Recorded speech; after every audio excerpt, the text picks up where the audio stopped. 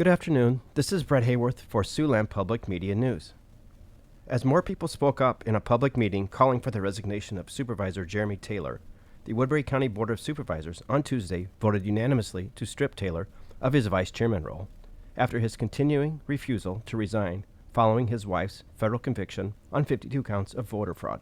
The supervisors don't have the authority to force Taylor to resign per Iowa code. County Board Chairman Matthew Ung said Taylor's situation has received national news coverage and called his continuing service on the board a distraction.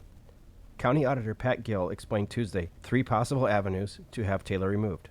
All 3 involve a petition going to district court where the court would determine if Taylor is to be ousted. The petition to the district court could come from either the offices of the Woodbury County Attorney or the Iowa Attorney General, with the third option being a petition brought by at least 5 county residents. The jury in a federal trial found Kim Funk Taylor, the wife of Jeremy Taylor, guilty of the voter fraud counts. Prosecutors laid out a case about her illegally filling out election documents and ballots for members of the Vietnamese community who had a limited ability to read and understand English. Jeremy Taylor has been named an unindicted co-conspirator in the case.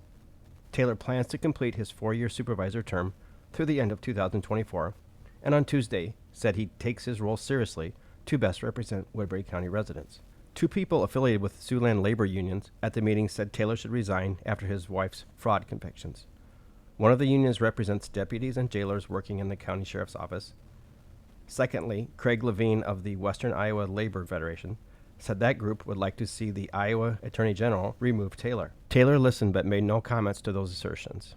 Supervisor Dan Bittinger said he would not advocate that the Iowa Attorney General office take on the matter, as it could be seen as a political move or railroading someone out of the office. Ung said County Attorney James Loomis is aware of the option, but is not in a position to now decide, with the office highly understaffed. 3 of the other 4 supervisors have said Taylor should resign his supervisor position, but since he will not, they stripped Taylor of his leadership post Tuesday, an action that Taylor agreed to and voted for. Kim Taylor will be sentenced at a later date.